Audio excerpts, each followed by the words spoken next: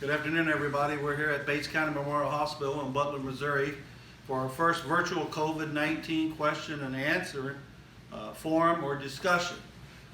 We have four physicians with us here today and a pharmacist who will be able to answer the questions that have been previously submitted by the public, media, or employees. Each physician will be able to, or provider will be able to answer these questions, and hopefully we can't get to all of the questions. We had several that was given to us, but we'll do the best we can and try to get through it. And as always, if you have any questions afterwards, you know, you're more than welcome to check our website at Bates County Memorial Hospital, or the CDC website, or the Department of Health and Human Services website on COVID-19 vaccines, or in COVID-19 questions in general. So as the physicians come on, you will see at the bottom of your screen their names. But we have Dr. Jeff Bissing, James Miller, Mark Jones, registered pharmacist, James Wirkkula, physician, and Ben Crary, physician here in our facility, ready to answer your questions. I'm going to get right into some of the first questions here. First one is, I understand selected healthcare workers in the county will soon be getting vaccinated. Is there any information at all available as to when more vaccine will be available and in what order people will be vaccinated? Primary distribution will be to healthcare workers that are patient-facing. The next will be healthcare workers in general, and then we'll go on down the line. As we get closer to know how many vaccines we have available, that information will be made public by the hospital. Another question from Rich Hill Mining Review. Do masks work? If so, please explain in detail how wearing masks helps stops the spread of the virus. Why is it important that all wear a mask while in public with no social distancing? The question is, do masks work? And the answer is yes. Two things about this virus that we know for sure is that it's virulent, and second, that it's airborne. It gets into air droplets, mucus, when a person coughs. So if you have a mask on and you have the disease and you cough, technically we hope that you're not spreading much virus. If two people have a mask on and you're infected, or they're infected, and you cough, thankfully you should be a less exposure with that. Now, of course, we want social distancing when possible, but in my opinion, we should wear masks whenever out in public, whenever at events where there's people at that are not part of your social circle. That mask will help prevent disease, absolutely. The question is, why do and how do masks work? Well, one of the reasons, if you're coughing or sneezing and your mask is on, the droplets will likely only exit 2 to 3 inches from the mask, giving them much less chance to infect someone, or at least land on someone. Then earlier this year, there was a hairstylist in Springfield, or actually it was two, and they were both positive, but they also were wearing masks, and they had over 150 client contacts, but the clients were also wearing masks, and none of those developed any COVID symptoms. This next question comes from KMAM, KMOE, FM 92.1 here in Butler. How will it be determined which communities will receive vaccines for the general population? The short answer to that question is the state determines who gets the vaccine, and then the vaccinators will determine which individuals receive the vaccine. And we have a follow-up question from FM 92.1. Will there be a charge for the vaccine? And is there any word on how much that charge may be? What Bates County Memorial Hospital and its rural health clinics have decided is that no person will be left behind because of cost of the vaccine, and we will ensure that there is no out-of-pocket expense for anyone at one of our clinics or facilities. Yeah, we have a question now from Facebook. If you have a compromised immune system, rheumatoid arthritis or hereditary disease or sinus allergies, can you get the vaccine? Or if you have asthma or COPD? It's your immunosuppression from your disease processes that put you at risk.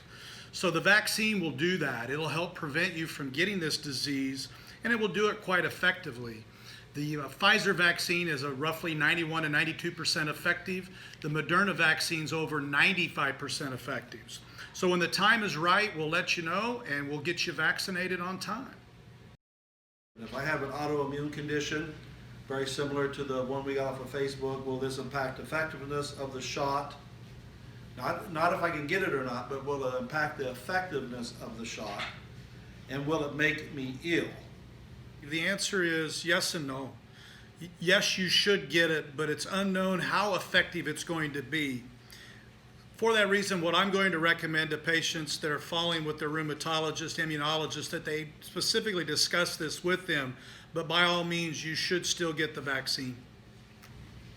Next question is, why should I risk unknown side effects of the vaccine when I can just protect myself by continuing to wear a mask, wash my hands, and not touch my face and social distance?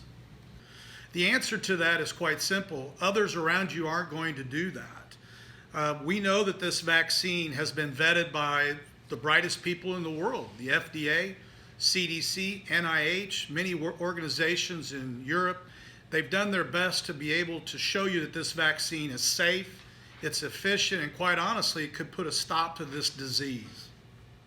The vaccine, the local reactions will be similar to what you might see with any other vaccine. You will have redness at the site of injection. You may have a fever for the next day. You may feel fatigue for the next day. Those are things that we see with most vaccines and are very common. As far as systemic reactions or serious adverse reactions, I think obviously those are still to be determined as far as the long-term reactions, but have been minimal in both the Pfizer and Moderna studies. By getting the vaccine, you minimize the risk not only to yourself and your family, but also to those who are trying to care for you, whether it is because of the virus specific or other healthcare issues. The staff here at the hospital cares a lot, and we work hard in order to provide for you, and vaccinating is another way that you can show care and respect toward us. Another question from Facebook, would having a mask mandate in our county, or even just in the schools in the county, help us slow the spread? And why is that important to our community? Again, the answer is absolutely yes. Using masks has been shown over and over again to reduce the spread of COVID-19, among other respiratory illnesses such as the flu. So I do think masks are important. We definitely should wear masks. School-age children, particularly middle school age and up, should wear masks at school. This comes from Facebook again. Do you recommend the vaccine for someone who is pregnant or planning on getting pregnant in the near future? So a little bit of a difficult question from the standpoint of this was not really definitively looked at in the trials, and patients were not registered who were already pregnant. They did have patients during the trials that did get pregnant, which they are still following closely, and have not seen any adverse effects in that regard. Probably the best answer to this question is if you're planning on getting pregnant or are already pregnant, I think it's going to have to be somewhat of an individual discussion with provider to see what is best for you. Again, there's no evidence that there's any downside of getting the vaccine if you are already pregnant or getting pregnant, and they are actually following those patients and have seen no adverse outcomes. But I think it's going to be something that's going to have to be discussed with your primary provider. The other thing is there is things going around on social media about sterility and infertility, and I will tell you right now there is no backing to that at all. There's been no documentation that that is an occurrence. We have another question here. This one happens to come from a Bates County Memorial Hospital employee. I'd like to know what is the difference between COVID vaccines that are rotating around. I think we're implying more than one company. Is the vaccine only one shot or multiple? Will it make you sick? So the question is regarding the two vaccines that are going to be in use in the United States. One's from Pfizer, the other from Moderna. Each of those are using genetic material from the virus. There is no live virus involved in either one of these vaccines, just genetic material. That genetic material is introduced to the people getting vaccinated through a shot. And when that genetic material is injected, your body uses its own machinery to make antibodies against the viral materials. And it requires two shots, initial shot and then a booster. The Pfizer vaccination involves a 21-day booster and then Moderna a 28-day boost. Typically, with the first shot, you have some, or for both vaccines, you have some site discomfort. Others go on to maybe have a headache and low-grade fever, which are for both vaccines are more common in younger people than the people over the age of 55. And for both vaccines have been studied in people between the ages of 16 and above. I think the oldest person in the Pfizer vaccination studies were 89. Can you get the virus before taking the second shot? Yes. Yes, you can get the virus before getting the second shot. In fact, that's how they determine the efficacy of the virus or how well it's going to work. With the Pfizer study, I believe it was within 7 days of the initial injections being given that approximately 10 people in the vaccinated group developed COVID symptoms and were found to have the COVID virus, and one person or two people from the vaccinated group developed symptoms.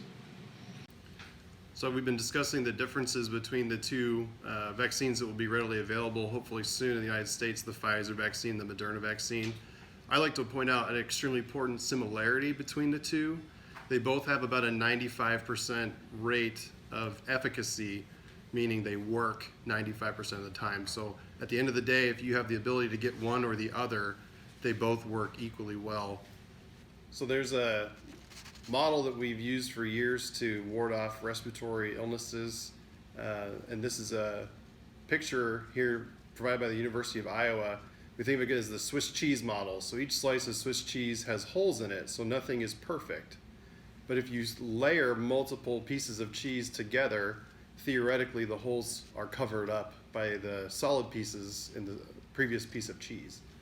So if you think about this layer being wearing masks, washing hands, social distancing, etc., if we could add another fairly solid piece of cheese being the vaccine, we're calling that it's 95% effective, we would need to recommend continuing to do all of these things to combat this virus with every tool we have in the toolbox. Vaccines take years to develop and test, don't they? Question mark. Have any safety compromises been made in order to get this vaccine developed and approved so quickly? The answer is that this vaccine has been developed quickly, but safety has not been compromised. I think you have to understand how vaccines are initially developed in the first place in the past. It takes a lot to get just 5,000 people enrolled in most studies to do this. With these studies, there's been a huge demand to participate in the studies, so it's been easy to get 30,000 patients in one study and 40,000 in another study. With doing that, you've increased the number greatly, and it took a short period of time versus taking years.